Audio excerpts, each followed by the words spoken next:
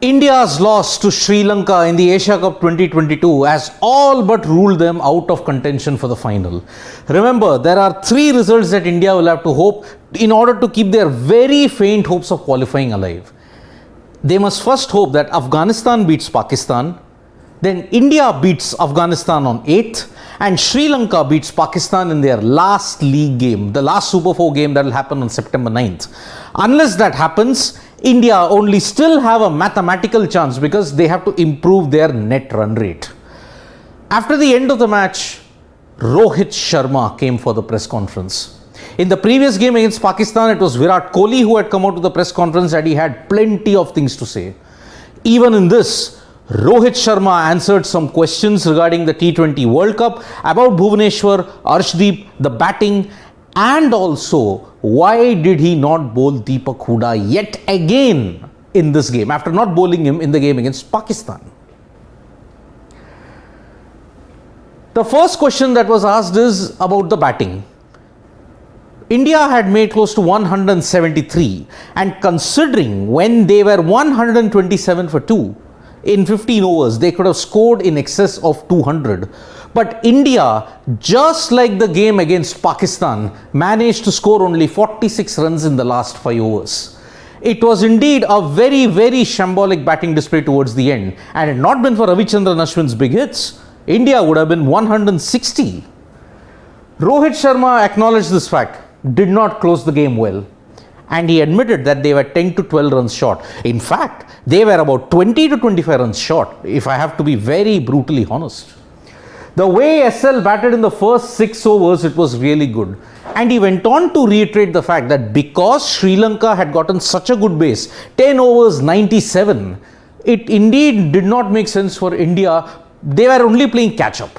And that was the main reason. The start, he acknowledged that the start Sri Lanka got with Pathum Nissanka and Kusal Mendis scoring 50s, that made a massive difference. What is the common trend between Pakistan and Sri Lanka's losses? The 19th over, which went for runs by Bhuvaneshwar Kumar. In the first game against Pakistan, he had conceded 19 runs and it totally changed the momentum of the game. Remember, Pakistan needed 26 of 12, they needed 7 in the last over. Even here, he conceded 14 runs and Sri Lanka needed 7 of 6. Both times, Arshdeep Singh really had to do something well. Bhuvi, now after these 2 games, there is a lot of criticism that perhaps he's not a death bowler. Well, Rohit Sharma jumped to his defense. He said, Bhuvi has been performing brilliantly in death overs for a long time. And he also said, will not judge a player based on 1-2 games. Remember folks, Jasprit Bumrah is a straight walk-in to the Indian cricket team once he's fit. After that, perhaps you will not want to use Bhuvaneshwar Kumar as your death bowler. Probably you will use him as a power play bowler. Bowl him straight out 4 overs in the power play. If not, 3 overs in the power play, 1 in the middle. But you would want to keep Bumrah and Arshdeep in the death.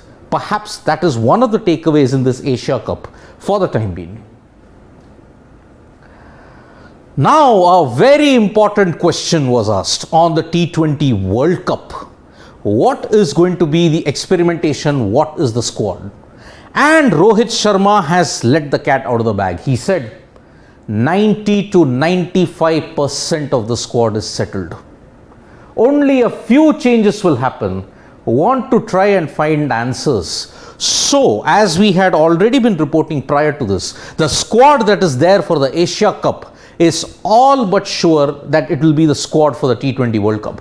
1 or 2 additions. Jasprit Bumrah is an automatic shoe-in. Harshal Patel, we don't know about his injury status. Deepak Chahar, perhaps if he plays in the game against Afghanistan, we'll come to know. There are only 1 or 2 spots left. 13 of the 15 are assured for the T20 World Cup squad. Now, what will those 2 spots be? Perhaps that is the answer that Rohit Sharma will want to find in the game against Afghanistan, as well as in the 3 T20As against Australia and South Africa. India are bilateral bullies, but in multilateral events like the Asia Cup and the ICC events, they seem to struggle. That has been the trend. India has dominated bilateral cricket in every condition. But when it comes to major ICC events or Asia Cup events, barring 2018 and 2016, they have always struggled. Rohit Sharma was asked that, why do India struggle? When oppositions are different, pressure is huge. In bilateral series, you play with only one opposition and you know what the opposition's plans is in a bilateral series. If you play a bilateral series in South Africa, Australia or England, you know what the opposition could come up. But in a multilateral tournament, it's different teams, different conditions, different plans. India are not able to cope up with those different plans that are there. So that is one of the major stumbling blocks which has seen them lose a match in maybe one bad session or maybe 45 minutes of bad cricket or maybe 3-4 bad overs. 2019, 2021, 2016, 2014, 2015, one bad session and they have been knocked out. That is the way Indian cricket is, because they have not been able to fully understand the plans of different oppositions in different conditions. That is Rohit Sharma's explanation. Rohit Sharma was also asked about the DK Pant conundrum. DK played in the first game against Pakistan in the league stages. After that, he's been dropped. What wrong did DK do? And Pant has also underwhelmed, unfortunately, in the last couple of games. So, why did you persist with Rishabh Pant and why has DK been left out? The answer is pretty simple, folks. He said he wanted a left-hander to bat in the middle, just for that variety. As simple as that. The team composition and the variety. He wanted Rishabh Pant because he's a left-hander and he wanted to bat in the middle order.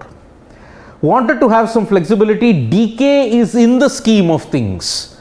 DK, unless and until they find out what is his role, at that point in time, you will have to understand that DK will have to sit out. Playing Deepak Hooda in this is making no sense. Perhaps in the Afghanistan game, DK could be back and Pant sits out. Whatever it is, folks, DK, Pant are not automatic starters in the playing 11 once the T20 World Cup begins in Australia. That is probably not a good indication, or perhaps looking at the times, that's probably the indication. Arshdeep Singh received a massive amount of abuse when he dropped that catch of Asif Ali in the game in Dubai. After that, he came out and bowled, nailed the Yorkers and managed to somehow take the game to the last ball, but India lost that match. Even in this game, 7 of 6, he took it to 2 of 2, but he just could not get the finishing touches and Sri Lanka just went through with 1 ball to spare.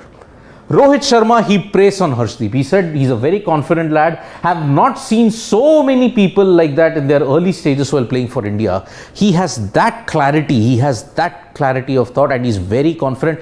And ice runs through his veins, folks. That's why Arshdeep is the Iceman in every sense of the way. Now, this is where Rohit Sharma threw an absolute googly when asked about Deepak Hooda. Deepak Hooda did not bowl in the match against Pakistan when there were 3 left-handers operating.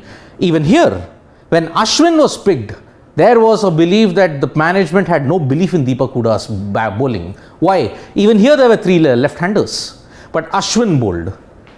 Now, Rohit admitted that he was wanting to get Hooda in, but what changed? 2 right-handers were set. Pathum Nissanka and Kusal Mendes had stitched a brilliant partnership and that threw Rohit Sharma's plans awry. If Pathum Nissanka and Kusal Mendes had departed early, then he was going to get Deepak Hooda in. That was what he revealed in the post-match press conference. But that did not happen. And that is the reason why I did not think I could have gotten him at that time. And he wanted to bowl Chahal and Ashwin. Now, Chahal and Ashwin were anyway going to be your gun bowlers in the middle overs. If Nissanka and Kusal Mendes had to depart early, then even then, why couldn't you have backed Hooda, placed the field placements accordingly there?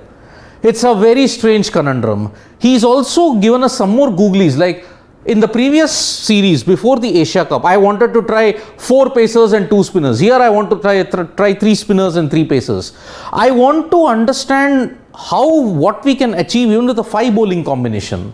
In the World Cup, he will go with a 6 bowling combination. But he's already gotten the answers. 5 bowlers is not working. You needed a 6th bowler in the Asia Cup. But unfortunately, the horse has bolted. And that is why India now are on the cusp of not making it to the final. Remember, they're still very mathematically in. But if Pakistan beats Afghanistan tomorrow, that's it. Game over for India and you will see Pakistan take on Sri Lanka. Thank you so much, folks, for listening to this live. We'll be back with more updates from Sports Today. Press the like, comment, and share button. We are also there on Facebook, Twitter, and Instagram, folks. Bye-bye.